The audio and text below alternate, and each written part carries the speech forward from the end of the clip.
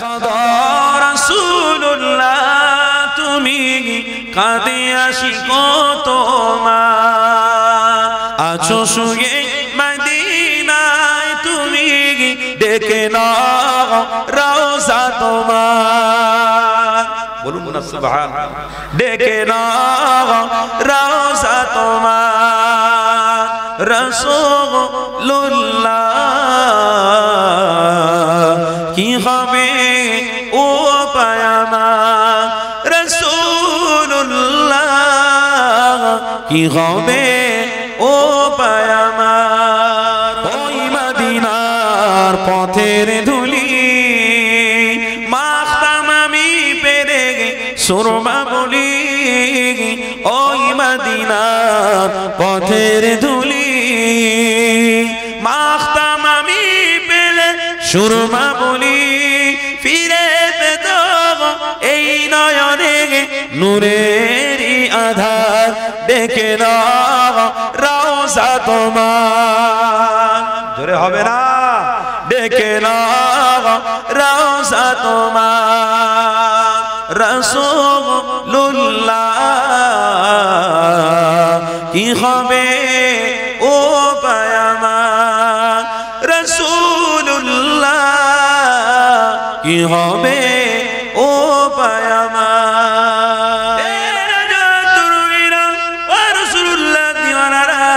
আসো আমার নবী নিয়ে একটুখানি আলোচনা করি আরে আমার নবী পাক বলেছিল বাবা সাহাবারা তোমরা প্রথম কাজ হারামটাকে বন্ধ করে দিয়েছো আল্লাহ নবী সাহাবারা ওই সময় বলেছিল ইয়া রাসূলুল্লাহ হাবিবাল্লাহ হুজুর আপনি যা বলবেন অবশ্যই আমরা শুনবো প্রথম কাজ আমরা বন্ধ করে দিয়েছি হারাম মদ খাওয়া আল্লাহ নবী আমার খুশি হয়ে গিয়েছিলেন এই যুবক শুনে রেখে দাও আমার নবী পাক খুশি হয়ে বলেছিলেন বাবা সাহাবারা শুনে রাখো আমি নবী তোমাদেরকে জানিয়ে দিলাম আল্লাহর পক্ষ থেকে মেসেজ এসেছে কি মেসেজ বাবা তোমরা প্রথম কাজ হারামটাকে বন্ধ করে দেওয়ার জন্য রাসূলুল্লাহর কথাটাকে প্রাধান্য দেওয়ার জন্য হাবিবুল্লাহকে মানার জন্য আল্লাহ তোমাদেরকে জান্নাতি বানিয়ে ফেলেছে আরো জোরে বলো এই যুবক তরুণীরা সমাজে যদি কেউ খারাপটাকে বন্ধ করার জন্য হক কথা বলে হাতের দ্বারাই যদি চেষ্টা করে জবানের দ্বারাই যদি চেষ্টা করে দিল থেকে যদি ঘৃণা করে অবশ্যই তাদের ঘরে আল্লাহ জান্নাতি বানাবে না হয় দুনিয়া জমিনে আমি নিজে হারাম খেয়েছি আমার বাচ্চাকে হারাম খাইয়েছি আমার বিবি হারাম খেয়েছে খবরদার দুদিনের জিন্দেগিতে হারামটাকে প্রাধান্য দিয়ে যদি আমার জীবনটাকে আমি শেষ করে দিই তাহলে কবর থেকে আযাব শুরু হবে ইয়াউমাল কিয়ামত পর্যন্ত আপনার হিসাব হতে থাকবে আযাব হতে থাকবে এই যুবক তরুণীরা কাল কিয়ামতের দিনে আমার রাসূলুল্লাহ আপনাকে আপন মানবে না আমার হাবিবুল্লাহকে আপনাকে চিনবে না এই যুবক তরুণীরা আল্লাহ নবী যদি আপনাকে চিনতে না পারে তাহলে আপনি রাসূলের সাথী হতে পারবেন না কেননা সাহাবাদের কুরবানি আপনার আমার কুরবানি অনেকটা পার্থক্য রয়ে গেছে তবে একটা কথা বলে দিয়ে শুনে রাখেন আল্লাহ নবী বলে দিয়েছে বাবা সাহাবারা আমার উম্মতের অনেক মর্যাদা আল্লাহ দেবে কেননা কিতাবের মধ্যে কোরআনের মধ্যে রয়েছে কুনতুম খায়রা উম্মাহ আমি রাসূলুল্লাহ আমাকে আল্লাহ অনেক বড় মাকাম পূর্ণ নবী বানিয়েছে আমার উম্মতিদের আমার উসিলায় মর্যাদা দিয়েছে সেই নবীকে কোনদিনের জন্য ভোলা যাবে না ওই রাসূলকে কোনদিনের জন্য ছাড়া যাবে না খবরদার আজকে সমাজে 20 বছর 30 বছর 40 বছর 50 বছর 60 বছর 70 বছর জীবনেতে আজ থেকে প্রতিজ্ঞাবদ্ধ করো আল্লাহ ইন্নামা বুইস্তু মুআল্লিমান আমাদের শিক্ষা গুরু হলো মুহাম্মদ রাসূলুল্লাহ আমরা মুহাম্মদ রাসূলুল্লাহকে ভালোবাসি নবীকে প্রেম করে ফেলেছি আল্লাহ নবী যে রাস্তা দেখিয়ে দিয়েছে ওই রাস্তা আমরা যতদিন বাঁচবো চলবো, ওই রাস্তা কোনোদিন ছেড়ে দেবো না, ওই রাস্তাটাকে কোনোদিন ভুলে যাব না। কিন্তু আল্লাহ আমাকে শক্তি দেন, আমার হাল পরিবারকেও যেন বাঁচাতে পারে। এই যুবক তরুণীরা নামাজে গিয়ে দোয়া চাও, ও রব্বি আল্লাহ আমার বড় ছেলে আমার কথা শোনেন আল্লাহ, আল্লাহ আপনি আমার বড় ছেলেকে শক্তি দেন, ইমানি মর্যাদা দেন, আল্লাহ তাকে নামাজি বানিয়ে দেন। ওই সন্তান যখন সন্তানের জন্য পিতামাতা যখন আল্লাহর কাছে দোয়া চাইবে, আল্লাহ তাদের দোয়াটাকে কবুল করে থাকে। আর আজকে পয়সার পাল্লায় পড়ে আজ আমরা ইনকামের পাল্লায় গিয়ে আজ আমরা সন্তানের জন্য দোয়া চাইতেও ভুলে গেছি। এ যুবক তরুণীরা, আল্লাহ নবী নবী দয়া নবী আমার কতটা কষ্ট করেছিল, নবী আমার সাহাবাদের ঘরে নিয়ে জিহাদ করেছিল, নবী আমার সাহাবাদের ঘরে নিয়ে মিশন চালিয়েছিল সঠিক রাস্তাটাকে দেখানোর জন্য। আজ আমার রাসূলুল্লাহ জানিয়েছিল, বাবা সাহাবারা শুনে রেখে দাও, আমি নবী জানিয়ে দিই শয়তানের সাথে দুশমনি আজ থেকে নয়, বাপ আদম আলাইহিস সালাম থেকে আজ পর্যন্ত শয়তানের সঙ্গে হকের দুশমনি রয়েছে। যারা হকের পক্ষে থাকবে তাদের ঘরে শয়তান অনেক কিছু ওয়াসওয়াসা দেবে, খবরদার তাদের ওয়াসওয়াসাতে আপনি পা দেবেন না। এই যুবক তরুণীরা, অনেক জায়গায় জলসা করতে গিয়ে অনেক কমিটিরা আমার কাছে দুঃখ জানিয়েছে, হুজুর আগের বছরতে জলসা তোমরা কেন বাবা লোকজন আসে না, ওই জন্য তোমরা অনেক পেরেশানি হতে হয়। এই যুবক শুনি রেখে দাও, খবরদার তুমি যদি বন্ধ করে দাও, ভালো কাজ যদি বন্ধ করো, মসজিদ করা থেকে যদি বিরত থাকো, গ্রামে এত মসজিদ কিসের জন্য, গ্রামে এত মাদ্রাসা কিসের জন্য, গ্রামে এত মাহফিল কিসের জন্য? হ্যাঁ, মসজিদ বেড়েছে এই জন্য, মুসল্লি বেড়েছে বলে, গ্রামের মানুষ বেড়েছে বলে মসজিদ বেড়েছে, গ্রাম সমাজে মানুষ বেড়েছে বলে মাদ্রাসাও বেড়ে গেছে। এতে আপনাকে অস্বীকার করলে হবে না। সমাজে অনেক বড় গ্রাম হয়ে গেছে বলে মিলাদ মাহফিল অনেক বেড়ে গেছে, এটা থেকে আপনাকে দূরে সরে গেলে হবে না। লোকে আসলো কি না আসলো ওটা আপনার আমার উদ্দেশ্য নয়, উদ্দেশ্য হলো এটা করেন না সালাতি ওয়া নুসুকি ওয়া মাহইয়ায়া ওয়া মামাতি লিল্লাহি রাব্বিল আলামিন। নামাজ পড়ো আল্লাহকে খুশি করার জন্য, রোজা রাখো আল্লাহকে খুশি করার জন্য, হজ করো আল্লাহকে খুশি করার জন্য, যাকাত দাও আল্লাহকে খুশি করার জন্য। খবরদার মাহফিল থেকে দূরে সরে যাবেন না গো। মাহফিলে কে আসলো না আসলো দেখার দরকার নেই। যদি বন্ধ হয়ে যায় তাহলে শয়তানের সঙ্গে বন্ধুত্ব এদের আরো বেড়ে যাবে।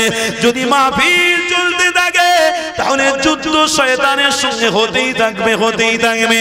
এই যুদ্ধ করতে করতে যদি আমাদের মুহাম্মদ রাসূলুল্লাহর অনুসারী প্রকৃতপক্ষে হতে পারি, আমরা যদি রাসূলুল্লাহকে প্রেম করতে পারি, অবশ্যই নবীর সাথে আমরা জান্নাতি হতে পারবো। আরো জোরে বলো, এই যুবক তরুণীরা, কি দরকার ছিল আমার রাসূলুল্লাহকে কষ্ট করা? কেননা কষ্ট করতেই তো আল্লাহ নিজে পাঠিয়েছে হাবিবকে। হাবিব আপনি কষ্ট করবেন কার বিরুদ্ধে? শয়তানের বিরুদ্ধে কষ্ট করতে হবে। কেননা আল্লাহ দুই শ্রেণীকে দুনিয়া জমিনে পাঠিয়েছে, ওমা খালাকতুল জিন্না ওয়াল ইনসা ইল্লা লিয়াবুদুন।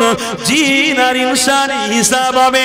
জিন আর ইনসান এই দুনিয়ার জমিনে আল্লাহ পাঠিয়ে দিয়েছে, তাই আর রাসূলুল্লাহকে পাঠিয়ে দিয়ে জিন থেকে ইনসানকে আলাদা করে আল্লাহর নবীর আশিক বানিয়ে জান্নাতি রাস্তা দেখানোর জন্য।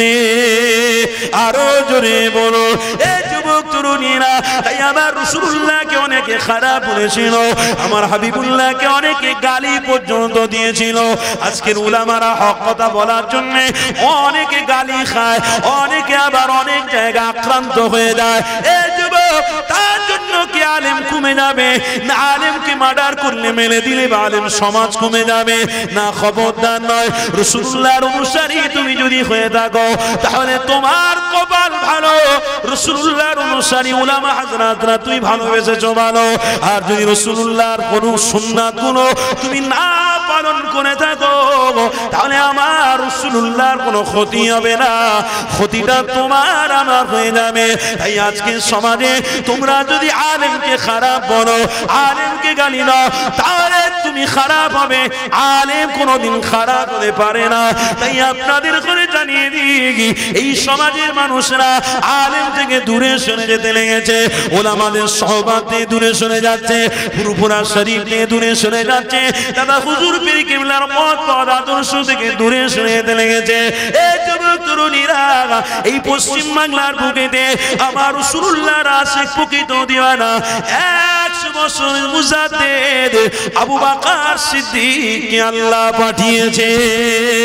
আরো জোরে বলো এই যুবক তরুণীরা আমার রাসূলুল্লাহর প্রকৃত আশিক হযরত আবু বকর সিদ্দিক আরে আমার দাদা পীর রহমাতুল্লাহ আলাইহি এই পশ্চিম বাংলা শুধু নয় এশিয়া মহাদেশের বাইরেও দিন ইসলামের খিদমত করেছিল। তাই আজকে সমাজের মানুষেরা টুপি দাড়ি মসজিদকে চিনতে পেরেছে। এই যুবক একটা কথা বলে দিই, কিছুদিন আগে আমি মালদা জেলায় গিয়েছিলাম। আরে দাদা হুজুর পীর কিবলার 5 কলিজার টুকরাও চিমনি সোনার সোনার ছেলে ছিল। এই যুবক তরুণীরা যখন মাল্লাতে গিয়েছি, জলসায় ওঠার আগে একটা মাদ্রাসা বিশাল বড় দেখতে পেয়েছিলাম। ওই মাদ্রাসা সম্পর্কে জিজ্ঞাসা করেছিলাম এই মাদ্রাসাটা কে বানিয়েছে, তখন সবাই মিলে বলল ছোট হুজুর পীর কিবলা এই মাদ্রাসার ফি দিয়েছিল।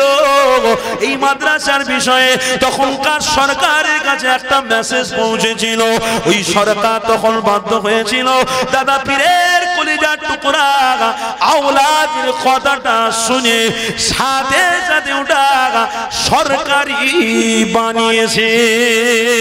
বাপেরা যুবক তরুণেরা ইমানি পাওয়ার ছিল আমার দাদা পীরের 5 কলিজার টুকরার ইমানি পাওয়ার ছিল, তিনাদের সন্তানদের ইমানি পাওয়ার রয়েছে। খবরদার আমাদের পীর হলো আমার মুজাদ্দিদুল জামান 5 কলিজার টুকরা আমাদের পীর বাবা। এই যুবক তরুণীরা তাই আপনাদের ঘরে বলে যায় মুহাম্মদ রাসূলুল্লাহর আশিক হলো মুজাদ্দিদুল জামান। পশ্চিম বাংলার মানুষ আমার দাদা পীরকে কোনোদিন ছেড়ে দেবেন না গো। আমার দাদা পীরকে ধরে রেখেছো, তোমার দাদা পূর্বপুরুষ ধরে রেখেছিল, আজ তুমি আমি ধরে রেখেছি। আলহামদুলিল্লাহ আমার দাদা পীর হক, আমার দাদা পীরের সিলসিলাটাও হক বলে আল্লাহ কবুল করেছে। আপনাদের ঘরে জানিয়ে দিই, খবরদার যাকে যা ভালো লাগে কোনো গাজাক দেখার দরকার নেই। আমার পীরের নাম হলো মুজাদ্দিদুল জামান। আমার পীরকে আমি ভালোবাসি। আমার এশার নামাজের পরে দরুদ পড়তে আমার ভালো লাগে, আমাকে জিকির করতে ভালো লাগে, আমাকে নামাজ পড়তে ভালো লাগে। আমার মুজাদ্দিদুল জামানের আওলাদেরা যে ওসিফা দিয়েছে ওটা করতে আমার ভালো লাগে, এটা আমার ভালো লাগে। তাই আপনাদের ঘরেও জানিয়ে দিই, খবরদার আমার মুজাদ্দিদুল জামান হক, তাই আল্লাহ কবুল করেছে বলে ওটা পশ্চিম বাংলার জমিনে মুজাদ্দিদুল জামানের নাম এখনো পর্যন্ত রয়েছে। এই যুবক তরুণীরা কে মুজাদ্দিদুল জামান? আমার মুজাদ্দিদুল জামানের কাছে এত বড় মাপের আলেম আল্লামা রুহুল আমিন রহমাতুল্লাহ আলাইহি আমার মুজাদ্দিদুল জামানের কদমে এসেছিল। আরে কে আল্লামা রুহুল আমিন 165 থেকে 60টা কিতাব তিনি নিজে লিখেছিল। আরে সেই আল্লামা রুহুল আমিন আমার দাদা পীরের কদমে এসেছিল। আমার দাদা পীর নিয়ে মুহাম্মদ রাসূলুল্লাহর সাথে দিদার করে ছেড়েছিল। এই যুবকেরা তরুণেরা ওই পীরকে আমরা ভালোবাসি, ভালোবাসবো, ওই পীরকে আমরা মানি, মেনে যাব। কেননা মুহাম্মদ রাসূলুল্লাহর রাস্তাটা আমার দাদা পীর দেখিয়ে দিয়েছিল। তাই আজও সমাজের মধ্যে আমার দাদা পীর অনেক ভক্ত রয়েছে, আলহামদুলিল্লাহ এখনো হারাম খায় না। আমার দাদা পীরের সমাজে এমন ভক্ত রয়েছে নিজে নামাজ পড়ে সন্তানদেরকে নামাজি বানিয়েছে। আজকে দাদা পীরের ভক্ত এখনো গ্রামে অনেকে রয়েছে, এখনো সৎভাবে চলাফেরা উঠাবসা করে। আমার মুজাদ্দিদুল জামানে এখনো এমন ভক্ত রয়েছে, আবার সময় হলে ফুরফুরা শরীফে যায়, আবার জিয়ারতও করে, আবার হালাল পয়সা দিয়ে হজ পাকেও গিয়েছে। এই যুবক তরুণীরা, যদি না সিলসিলা হতো তাহলে আল্লাহ দরবার এটা কবুল হতো না। কেননা সিলসিলা অনেক বেরিয়েছে, অনেক রাস্তা বেরিয়েছে। ওই রাস্তাগুলোর মধ্যে কিছু কিছু রাস্তা আমরা দেখতে পাচ্ছি অনেকে পীর বলে দাবি করে, আবার কদমে তারা সিজদা দিতে লেগেছে। অনেকে আমার রাসূলুল্লাহর বিরোধিতা করে নবীর পরে নবী বলে দাবি করে ফেলেছে। এই যুবক তরুণীরা, সমাজে অনেক কিছু দেখতে পাওয়া যাচ্ছে, এইগুলো হলো শয়তানি কাজ। এগুলো থেকে আমাদের বিরত থাকতে গেলে মুসাতে জামানকে আমরা ভালোবাসি, বাঁচবো ইনশাআল্লাহ। আমার নবী পাকের দিদার পাবো। আরো জোরে বলুন। কি গো বাপেরা, আমার দাদা পীরকে সব ভালোবাসেন তো নাকি? বলুন না ইনশাআল্লাহ, সব ভালোবাসেন তো? নারে তাকবীর, নারে তাকবীর। আমার বাপ ভাইরা, তাই বলবো খবরদার, এই পশ্চিম বাংলায় অনেক রকম টালবাহাল চলছে। মুজাদ্দিদের জামান থেকে দূরে সরবো না। কেন? মুজাদ্দিদের জামান হলেন হক পীর। জোরে বলুন সুবহানাল্লাহ। আল্লামা নিসারউদ্দিন রহমাতুল্লাহ আলাইহির মতো ব্যক্তিত্ব মুজাদ্দিদের জামানের কদমে এসেছে। হ্যাঁ, আল্লামা নিসারউদ্দিন রহমাতুল্লাহ আলাইহি কত বড় মাপের আলেম, তিনিও বাধ্য হয়েছে মুজাদ্দিদের জামানকে ভালোবাসতে। আর মুজাদ্দিদ জামান হুজুর নিয়ে আমার নবীর সাথে দিদার করিয়ে ছেড়ে দিয়েছে। আরে পশ্চিম বাংলার মানুষ শোনো, খবরদার, অবদান বলা যাবে না। অবদানটা বেশি কাজ ছিল মুজাদ্দিদুল জামানের। এই অবদান ভুলে গেলে এখন নতুন নতুন সব উঠেছে, ওইগুলোর প্রতি যদি ধাবিত হই, ও যুবক, হয়তো আপনার সুন্নত পড়তে মানা করবে, নফল পড়তে মানা করবে, মসজিদে ওঠার দোয়া পড়তে মানা করবে, দস্তরখান না বিছিয়ে খেতে বলবে। অনেকে সব হচ্ছে রে বাবা, বলছে তো, বলে আমি নবীর পরে নবী, আমি পার করে দেবো। জোরে বলুন নাউযুবিল্লাহ। হচ্ছে অনেকে এসে কদমে সিজদা দিচ্ছে, অনেকে এসে কদমে মাথা ঠোকাচ্ছে, নিজে মোবাইলে চোখে দেখতে পাচ্ছি। আল্লাহু আকবার, আল্লাহ ক্ষমা করুক। আমি তো বলি যে পশ্চিম বাংলায় মুজাদ্দিদের জামান এসেছিল বলে আলহামদুলিল্লাহ পশ্চিম বাংলার মানুষ ফরজ, সুন্নত, নফল সমস্ত হকগুলো তারা আদায় করতে পারছে। সমাজে কি হচ্ছে দেখুন, আমাদের কষ্ট হয় না? আমি একটা জলসা থেকে রাত্রিরে ফিরছিলাম, দুঃখের কথা বলছি। কত বড় এই রকম ছেলে, বাচ্চা ছেলে, এদের থেকে আরো বাচ্চা ছেলে, 5-6টা ছেলে। আহা, কোন মায়ের কোন কলিজার টুকরা বাচ্চা, 5-6টা ছেলে এমন নেশা করেছে, দাঁড়াতে পারছে না ভালো করে। আমি সামনে পড়ে গেছি, চুপ করে আমি দেখছি তাদের দৃশ্য। দোকানে গিয়ে তারা মাল খরিদ করতে গেছে, দোকানদার দিতে দেরি করেছে বলে দোকানদারকে ডাল দিচ্ছে। তারপরে খবর নিয়ে দেখলাম 5-6টা ছেলে সব মুসলমান। দুঃখ লাগে না? বলুন বলুন, কষ্ট হয় না? যে রাসূল উম্মতকে বাঁচানোর জন্য রক্ত ঝরিয়েছে, যে রাসূল আমার উম্মতের চিন্তা এখনো করেছে, আগামীতেও করবে। সহিহ বুখারী এবং মুসলিম শরীফের হাদিসের মধ্যে রয়েছে, আল্লাহ নবী, নূর নবী, দয়ার নবীকে দুনিয়া ধ্বংস হয়ে যাওয়ার পরে কিয়ামতের সময় আসার সাথে সাথে সর্বপ্রথম একমাত্র সুলতানকে আল্লাহ আগে তুলবে, তিনি হলেন মুহাম্মদুর রাসূল। আরো জোরে বলুন, মুহাম্মদ রাসূলকে আগে তোলা হবে। আমার রাসূলুল্লাহ যখন উঠবে, চোখে পানি থাকবে, হযরতে জিবরাইল আলাইহিস সালাম জিজ্ঞাসা করবে, ইয়া রাসূলুল্লাহ, হাবিবাল্লাহ, আপনার চোখে পানি কেন? ওই সময় নবী আমার বলবেন, আনা লা খাউফুন আলাইহিম ওয়ালা হুম ইয়াহজানুন। উম্মতি, যাদের ভিতরে আল্লাহর ভয় ছিল, যারা আমি নবী আমাকে ভালোবেসেছিল, আনা মুহাম্মাদুর রাসূলুল্লাহ, যারা আমাকে প্রেম করেছিল, ভালোবেসেছিল, আমার সেই উম্মতের চিন্তা হচ্ছে। দেখা করব, দেখা করব। কে দেখা করবে? নবী। নবী আশিকদের সাথে দেখা করবে। আরে কেমন দেখা করবে? সহিহ তিরমিজি শরীফের কিতাবের মধ্যে আছে, যা কোন নবী আলাইহিস সালাতু ওয়াস সালামকে দেওয়া হয়নি, একটা নবীকে দেওয়া হয়েছে, তিনি হলেন মুহাম্মদুর রাসূল। জোরে বলুন সুবহানাল্লাহ। কি নবীকে একটা নিয়ামত দেওয়া হয়েছে, সেটা কি? সূরা কাউসার খুললে বোঝা যাবে। তাফসীরে জালালাইন, তাফসীরে কুরতুবীর মধ্যে আছে ইন্না আ'তাইনাকাল কাউসার। যা কোনো নবীকে দেওয়া হয়নি, তা দেওয়া হয়েছে তো হয়েছে মুহাম্মদ রাসূলকে আল্লাহ দিয়েছে। জোরে বলো নবীর আশিকরা, দেওয়া হয়েছে তো হয়েছে মুহাম্মদ রাসূলকে দেওয়া হয়েছে। আর আমার নবী ওই আশিকদের সঙ্গে যখন দেখা করবে, খালি হাতে নয়, খালি হাতে নয়, আল্লাহর ওই জান্নাতি পানিটা হাতে নিয়ে উম্মতকে ঠোঁটে ঠোঁট লাগিয়ে, হাত লাগিয়ে আমার রাসূল পান করাবে। আমার রাসূল তাদের চেহারা দেখবে, তারা নবীর চেহারা দেখবে, আর তারা রাসূলের সাথেই জান্নাতে যাবে। সেই রাসূল উম্মতের কথা খেয়াল করবে। সহিহ বুখারী শরীফের কিতাবের মধ্যে আছে আল্লাহ নবী, নূর নবী, দয়ার নবী জাহান্নামের দরওয়াজার সামনে, পুলসিরাতের রাস্তার সামনে দাঁড়িয়ে থাকবেন। রব্বুল আলামিন জিজ্ঞাসা করবেন, ইয়া হাবিব, আপনি কেন এখানে দাঁড়ানো? আমার উম্মতকে পার করাবো বলে। জোরে বলুন, আমার উম্মতকে জাহান্নাম থেকে সরিয়ে জান্নাতে নিয়ে যাবো বলে আমি নবী দাঁড়িয়ে আছি।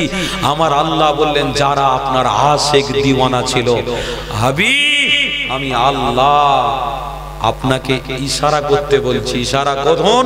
যারা আপনার আশিক, তারা আপনার সাথী হয়ে জান্নাতে যাবে। আজকে সেই রাসূলুল্লাহর আশিক কারা কারা হতে চান? হাত তুলুন তো, হাত তুলুন, হাত তুলুন আল্লাহর জন্য। নারে তাকবীর, হাত নামান।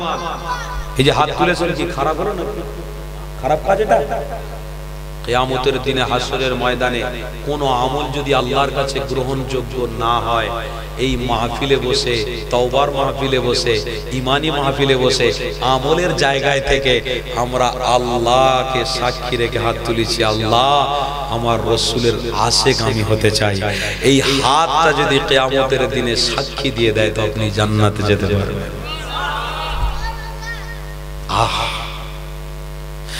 বাবেরা নওজোয়ান তো ও রাসূলুল্লাহ দিওয়ানারা, তাহলে আজ থেকে আমার রাসূলুল্লাহর আশিক হওয়ার প্রতিজ্ঞাবদ্ধ করলাম। এ যুবক, আজ থেকে আর কোনদিন আমার নবীকে ছেড়ে দেব না গো, আমার নবীর সুন্নাতগুলোকে ছেড়ে দেব না গো। জোরে বলুন ইনশাআল্লাহ, আরো জোরে বলুন ইনশাআল্লাহ। এ যুবক তরুণীরা, শুধু টুপি পড়া, দাঁড়িয়ে রাখা, এটা আমার রাসূলুল্লাহ সুন্নাত শুধু নয়, অনেক সুন্নাত রয়েছে, ওই সুন্নাতগুলোকেও পালন করতে হবে। এ যুবক, যদি আমার রাসূলুল্লাহ সুন্নাতগুলো পালন করে মরতে পারো, কোনদিনের জন্য আপনার চিন্তা থাকবে না। কেননা ইয়াউমাল কবর থেকে নিয়ে ইয়াউমাল হাসর পর্যন্ত নবীর ওসিলাতে আল্লাহ নাজাত দিয়ে দেবে। এ যুবকেরা, তরুণীরা, তাই আমার রাসূলুল্লাহকে এখনকার সময়তে প্রাধান্য দেওয়া তোমার আমার জন্য ফরজ হয়ে গেছে। আল্লাহ নবীকে ভালোবাসা, আল্লাহ নবীকে প্রেম করা তোমার আমার জন্য আল্লাহ ফরজ বানিয়েছে, ফরজ বানিয়েছে। তাই রাসূলুল্লাহকে ধরো, তোমার আসল গার্জিয়ান হলো মুহাম্মদ রাসূলুল্লাহ। ওই নবীকে যখন তুমি ধরে রাখবে, ওই রাসূলকে যখন তুমি ভালোবাসবে, তোমাকে আল্লাহ গভীর গভীর, কঠিন কঠিন আল্লাহ গজব থেকে বাঁচাবে। শুনে রেখে দাও, আমার রাসূলুল্লাহকে ভালোবাসা করুন, আল্লাহ তোমার প্রতি রহমত দেবে, আল্লাহ তোমার নিরাপত্তার ব্যবস্থা করে নেবে। আরে কোন নবী, কোন নবী, যে নবীর আলোচনা শোনার জন্য আপনি আমি এখানে বসে রয়েছি গো। এ যুবক, ওই নবীর বিষয়ে যদি আলোচনার আগিয়ে নিয়ে যায় অনেক সময় লাগবে, কিন্তু আসো আমার একটা হাদিস মনে পড়ে গেল। আল্লাহ নবী, নবী, দয়া নবী আমার আম্মা আমিনার হাতটা ধরে বাইরে খুঁজতে লেগেছে। আরে আম্মা আমিনা যখন আমার রাসূলুল্লাহ হাত মোবারক নিয়ে বাইরে খুঁজছে, আমার রাসূলুল্লাহ চেহারা মোবারক দেখার সাথে সাথে আম্মা আমিনা কেঁদে ফেলেছিল, আম্মা আমিনা দুঃখ লেগে গেছে। এই যুবক, ওই সময় আল্লাহ তরফে ফেরেশতা জিবরাইলকে পাঠানো হলো, ও জিবরাইল যাও, আমিনা কেন কাঁদে? কিসের জন্য কাঁদছে একবার খবরটা নাও। ফেরেশতা জিবরাইল আলাইহিস সালাম আম্মা আমিনার কাছে এসে বলতে লেগেছে, আমিনা কেন আপনি কাঁদছেন? কিসের জন্য আপনি কাঁদছেন? কি দুঃখ আপনি কাঁদছেন? এই যুবক তরুণীরা, ওই সময় আম্মা আমিনা বলেছিল, আমার বাচ্চা যখন গর্ভে ছিল, আমার বাচ্চা যখন পেটে ছিল, তখন আব্দুল্লাহ আমার স্বামী দুনিয়া জমিন থেকে বিদায় নিয়ে চলে গিয়েছিল। সেই জন্য আজকে আমার মুহাম্মদ 7 বছরের হয়ে গেছে, 6 বছরের হয়ে গেছে। আমি আমার মুহাম্মদকে দেখে বড় দুঃখ লাগছে, কেননা আজকে তার পিতা দুনিয়া জমিনে বেঁচে নেই। তার পিতা যদি দুনিয়া জমিনে বেঁচে থাকতো, তাহলে মুহাম্মদ পিতা পিতা আব্বা আব্বা বলে ডাকতো, আর রাসূলকে নিয়ে ঘুরতে নিয়ে যেত, মুহাম্মদকে নিয়ে এখানে সেখানে খাবার খরিদ করে নিয়ে যেত। আমি না, আমার মনটা বড় খুশি হতো, আমার বড় ভালো লাগতো। এই যুবক তরুণীরা, সাধারণত আমি না বলতে লেগেছে, আজকে ছেলেরা তার পিতাদের হাত ধরে কত আনন্দ করে, আজকে ছেলেদের পিতারা হাত ধরে কত আনন্দ ফুর্তি, খাওয়া দাওয়ায় মজায় মুগ্ধ রয়েছে।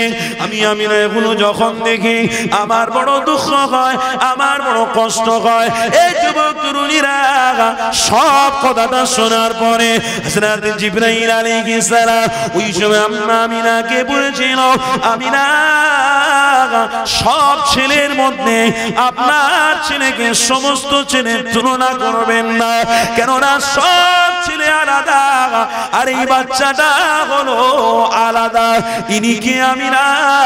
ইনি হলেন সব বাচ্চাদের পিতা মাতা, সকলের জন্য আল্লাহর পক্ষ থেকে পয়গম্বর। আরো জোরে বলুন, এ যুবক তরুণীরা, ও রাসূলুল্লাহ দিওয়ানারা, হযরত জিবরাইল আলাইহিস সালাম আম্মা আমিনাকে পরিচয় দিতে লাগলেন। আমিনা, আপনি জানেন না, এই বাচ্চাটাকে সাধারণ বাচ্চা মনে করবেন না, এই বাচ্চাটাকে আপনি যাই বাচ্চা মনে করবেন না। আমিনা আপনার হাতে ধরে রেখেছে, ওই বাচ্চাটার মাকাম অনেক আল্লাহ বানিয়েছে। আমিনা কিয়ামতের দিনে এই বাচ্চা এক ইশারা করতে থাকবে, হাজার হাজার হাজার হাজার উম্মতকে আল্লাহ জান্নাতি বানাতে থাকবে। এই যুবক তরুণীরা, হযরত জিবরাইল আলাইহিস সালাম আম্মা আমিনাকে বলতে লেগেছে, আমিনা এই বাচ্চার সম্মান অনেক বড়, এই বাচ্চাটাকে আল্লাহ অনেক বড় নিয়ামত দিয়েছে। আমিনা, আপনি কষ্ট পাচ্ছেন পিতা নেই বলে, এই বাচ্চার পিতা বেঁচে থাকলে হ্যাঁ মুহাম্মদ খুশি হতো, আপনিও খুশি হতেন। আমিনা, আপনি শুনে রেখে দেন, এই বাচ্চাটাকে আল্লাহ এতিম বানিয়েছে, এটারও কারণ রয়েছে, কেননা এই বাচ্চাটা যতদিন পথ চলবে ততদিন উম্মতের জন্য পথ প্রদর্শক, উম্মতের জন্য একটা শিক্ষার ব্যাপার রয়েছে। আরো জোরে বলো, এ যুবকেরা তরুণীরা, হযরত জিবরাইল আলাইহিস সালাম আম্মা আমিনাকে বলতে লেগেছে, আমিনা এই বাচ্চাটাকে এতিম বানিয়েছে। এখানে একটা প্রশ্ন রয়েছে, আল্লাহ চাইলে রাসূলের পিতাকে নাও মারতে পারত, আল্লাহ কেন বলল? আমার রাসূল যখন গর্ভে ছিল আব্দুল্লাহ হুজুরকে কেন তুলে নিল? নিশ্চয়ই একটা কারণ রয়েছে। এই যুবক, রাসূলুল্লাহ আমার হাতিমে কাবার মধ্যে বসে রয়েছে, আল্লাহ নবীর কাছে জিবরাইল আলাইহিস সালাম এসে ওহী আয়াত নাযিল করতে লাগলেন। এই যুবক, কোরআনের আয়াত হলো, আলাম ইয়াজিদিকা ইয়াতীমান ফাআওয়া ওয়া ওয়াজাদাকা দাল্লান ফাহাদা ওয়া ওয়াজাদাকা আইলান ফাগনা। হযরত জিবরাইল আলাইহিস সালাম বলছে, ইয়া রাসূলুল্লাহ, হাবিবাল্লাহ, হুজুর আপনাকে এতিম বানিয়েছে বলে আপনি কি দুঃখিত, আপনি কি কষ্ট পেয়েছেন? ওই সময় হযরত জিবরাইল আলাইহিস সালামের প্রশ্নতে নূর নবী দয়া নবী আমার বলেছিল, ও রব্বি আল্লাহ, আমার পিতা নেই বলে আমি গরিব বলে আমি দুঃখিত নয়, যাতে আল্লাহ আপনি খুশি তাতে আমি মুহাম্মদ রাসূল খুশি। আরো জোরে। আজকের আল্লাহ অনেক ধন দৌলত দিয়েছে, টাকা পয়সা দিয়েছে, তবুও দেখুন আমাদের দুঃখ, তবুও দেখুন আমাদের কষ্ট, তবুও দেখুন আমাদের মধ্যে হিংসা, মারামারি, বিদ্বেষ। আহা, অথচ আপনি সুখের সময় আল্লাহকে ডাকছেন, দুঃখের সময় আল্লাহকে ভুলে যাচ্ছেন। এরকম হয় না? হয় না? আবার দুঃখের সময় মসজিদে নামাজ পড়ছেন, শুধু নামাজ পড়ছেন, দোয়া চাইছেন, আল্লাহ আল্লাহ আল্লাহ রুজি দাও, রুজি দাও। আল্লাহ বললেন, বান্দা তুমি যখন সিজদায় পড়ে আমার কাছে কাঁদছো, আমি আল্লাহ তোমার সিজদাকে কবুল করলাম, তোমার দোয়াটাকে কবুল করলাম। যখন আস্তে আস্তে আল্লাহ রুজিতে বরকত দিচ্ছে, এক ওয়াক্ত কাজা, আস্তে আস্তে জোহর গেল, কাজ কারবারে এত ব্যস্ত হয়ে গেছে, আসর যাচ্ছে, আর নেই, মসজিদে দেখা যায় না, দেখেছি অনেক চোখে দেখেছি। তখন রুজিতে আরো বরকত হচ্ছে, মাগরিব যাচ্ছে, কি গো বুঝছেন তো নাকি? আস্তে আস্তে আস্তে আস্তে করে মাগরিবটাও চলে গেল, কাজা আদায় হচ্ছে না, কাজাটাও ভুলে গেছে, টাকার আসার লাইন খুলে গেছে। তারপরে আস্তে আস্তে শরীরের ক্লান্ত বোধের জন্য এশাটাও চলে যাচ্ছে, আর ঘুমের খাতিরে ফজরটাও চলে যাচ্ছে। আপনি যখন দুঃখের মধ্যে ছিলেন, আল্লাহর কাছে কেঁদে কেঁদে দোয়া চেয়েছেন, আল্লাহ আপনাকে দিয়েছে। আল্লাহ তো অপরাধ করেন, কিন্তু আপনি আল্লাহকে ভুলে গেছেন। হিসাব কিন্তু দিতে হবে, জবাব কিন্তু দিতে হবে। কার সঙ্গে আপনি চালাকি করেছেন? আল্লাহর সঙ্গে। যে আল্লাহ, আল্লাহু লা ইলাহা ইল্লা হুল হাইয়ুল কাইয়্যুম লা তাখুযুহু সিনাতুন ওয়া লা নাওম লাহু মা ফিস সামাওয়াতি ওয়া মা ফিল আরদ মান যাল্লাযী ইয়াশফাউ ইনদাহু ইল্লা বিইذনিহি ইয়ালামু মা বাইনা আইদিহিম ওয়া মা খালফাহুম ওয়া লা ইউহিতুনা বিশাইইন মিন ইলমিহি ইল্লা বিমা শাআ ওয়াসি'a কুরসিয়্যুহুস সামাওয়াতি ওয়াল আরদ ওয়া লা ইয়াউদুহু হিফযুহুমা ওয়া হুয়াল আলিয়্যুল আযীম। যে আল্লাহ সব কিছুর মালিক, জোরে বলুন সুবহানাল্লাহ। ওই আল্লাহকে ভুলে গেছেন, আল্লাহকে ভুলে গেছেন। আহা, খবরদার। মাশাআল্লাহ, আমার বড় ভাইজান আসছেন, তাকবীর দেন, নারে তাকবীর। অসমাপ্তি কথাবার্তা এখানেই আমি সমাপ্তি করব, আর আগে বাড়াতে পারবো না।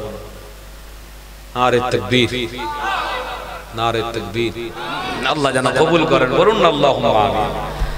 আমার বাপ ভাইরা, আপনারা সব বসে আছেন দীর্ঘক্ষণ ধরে, একটু আসুন না, আমার ইচ্ছা হচ্ছে আমার নবীর উপরে একটু সালাম পড়বো। হবে? উঠে দাঁড়ান তো সব মহব্বতে। ইয়া নবী সালাম।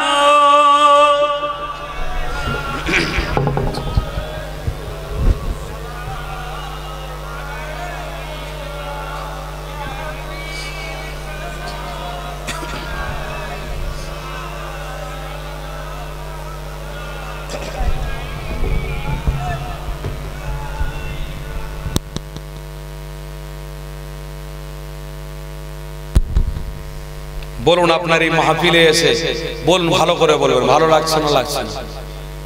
সবাই বলছেন তো? এই মাহফিলে এসে আনন্দ হচ্ছে না? যে আমরা মাহফিলে এসেছি, আমাদের আনন্দ হচ্ছে। কেন? নবী আমার বলেছেন দুই শ্রেণীর ঈমান আছে। এক শ্রেণীর ঈমান হলো তারা মাথায় টুপি দেবে, সুন্নতি লেবাস পড়বে, এই মাহফিলগুলোতে শুধু ঘুরবে, আসবে, বাড়ি চলে যাবে। আর এক শ্রেণীর ঈমান হলো মোহাম্মদ রসুলকে তারা প্রেম করে ফেলেছে, ভালোবেসে ফেলেছে। কেন? যাকে দিলে বসানো যায় তাকে দিল থেকে বের করা, বলুন বলুন, যাকে দিলে বসানো যায় দিল থেকে বের করা যায় না। আমার মুজাদ্দিদ জামান দিলে বসিয়েছিল, তাই বের করতে পারেনি। আমার রসুলের সঙ্গে দিদার হয়েছে, দিদার করিয়েও দিয়েছে সকলকে। আহা, তাই আপনি আমিও ওই ঈমান যেটা মোহাম্মদ রসুল বলেছেন, যে যাকে দিলে বসিয়ে ফেলেছে, রসুলকে যাকে দিলে বসানো যায় দিল থেকে বার করা যায় না, আমরা দিলে বসিয়ে ফেলেছি। তাই এখানে মাহফিলে এসে বসেছি। আমার রসুল বললেন তারা যখন আখরি মুনাজাত করে বাড়ি যাবে, আল্লাহকে খুশি করে বাড়ি ফিরবে। বলুন সুবহানাল্লাহ। আল্লাহ আমাদেরকে কিছুক্ষণ এই ভালো কাজে সময় লাগানোর তৌফিক দান করুন। বলুন আল্লাহুম্মা। আমরা গর্বিত হয়ে গেছি, আমরা আনন্দিত, আমরা গর্বিত।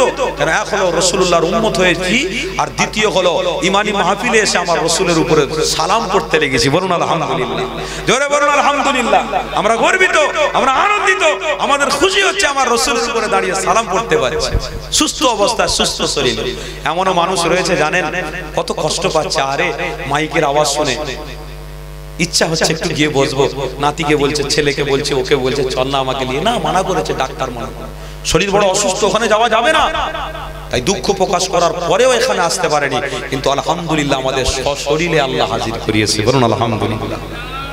আমার বাপেরা, আমার ভাইরা, তাই বলবো এই সমস্ত ইমানি মাহফিলে আসা এবং টিকে থাকা, আল্লাহকে খুশি করে বাড়ি ফেরা। বলুন সুবহানাল্লাহ। আল্লাহ আমাদের ঘরে কবুল করে নেন, জোরে বলুন আল্লাহুম্মা। আচ্ছা, এই যে আমরা দাঁড়িয়েছি, এটা ভালো না খারাপ? ভালো না? আচ্ছা, আমরা স্কুলে যখন পড়াশোনা করেছি তখন আমরা দেখেছি স্যার যখন স্কুলে ঢুকতো, ক্লাসে যখন ঢুকতো, সবাই ইয়াস স্যার বলে দাঁড়িয়ে যেত। কি গো ভাই, এখন স্কুলে হয় না? হয় না? এখনো হয়। স্যার সম্মানিত ব্যক্তি, একজন টিচার সম্মানিত, যখন ঢুকছে সবাই দাঁড়িয়ে পড়ছে, ইয়েস স্যার। আবার স্যার বলছে বসো, সবাই বসো। একটা সম্মানিত ব্যক্তিকে ইজ্জত দিতে গিয়ে দাঁড়িয়ে তাকে রেসপেক্ট করতে হচ্ছে, এতে আমাদের কোনো প্রশ্ন হয় না, এতে আমাদের দ্বিধাপা লাগে না। আর যখন আমার রাসূলুল্লাহর মহব্বতে দাঁড়িয়ে একটু সালাম পড়বো, দাঁড়াবো, তখন আমাকে আপনাকে অনেক প্রশ্নের সম্মুখীন হতে হয়। কেন হতে হবে? মুহাম্মদ রাসূলকে ভালোবেসেছি, মহব্বতে দাঁড়িয়েছি, অসুবিধা আছে? মহব্বতে দাঁড়িয়েছি, কি আছে? কোনো অসুবিধা? আমার রাসূলকে ভালোবাসি, প্রেম করি, মহব্বতে দাঁড়িয়েছি। আল্লাহ যেন আমাদের দাঁড়ানোকে কবুল করেন, বলুন আল্লাহুম্মা আমিন। এই সালামের নজরানা রওজা আখতারে মদিনা শরীফে আল্লাহ যেন পৌঁছে দেন, বলুন আল্লাহুম্মা। আসেন সবাই ভক্তি ভরে একটু আওয়াজ দিয়ে আমার নবীর উপরে একটু সালাম পেশ করি। ইয়া নবী সালাম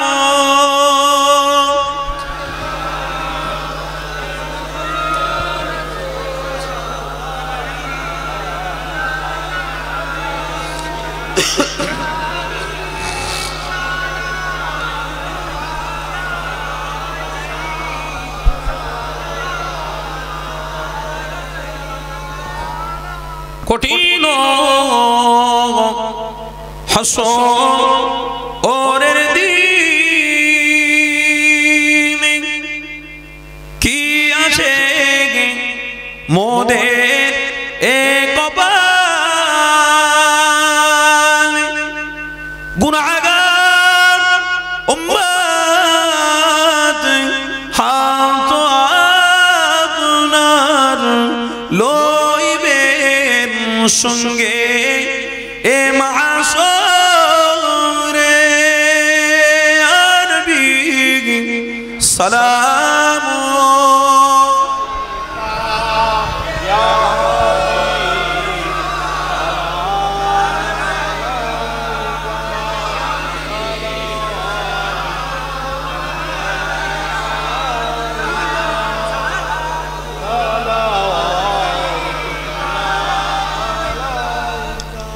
طلع بدر علينا من سنيئاتي وعدائي وعجب شكرا علينا ما دعا لله آخدائي يا نبي سلام يا رسول سلام يا حبيب سلام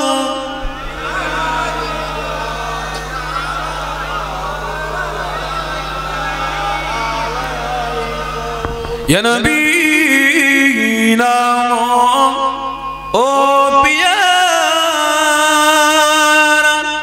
يا رسول نامو او پیارا عرش پر حق نے اے فقارا سچ پہ گو برخے اے خمارا يا نبي سلام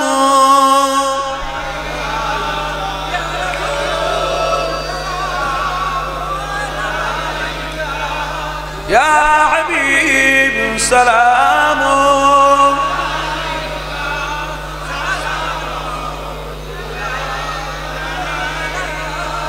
বলুন সকলে আলহামদুলিল্লাহ, বলুন সকলে আলহামদুলিল্লাহ। আমরা সুস্থ শরীরে ইমানি মাহফিলে দাঁড়িয়ে আমার রাসূলকে ভক্তি ভরে সালাম দিতে পেরেছি, বলুন আলহামদুলিল্লাহ। আমরা গর্বিত, আমরা আনন্দিত।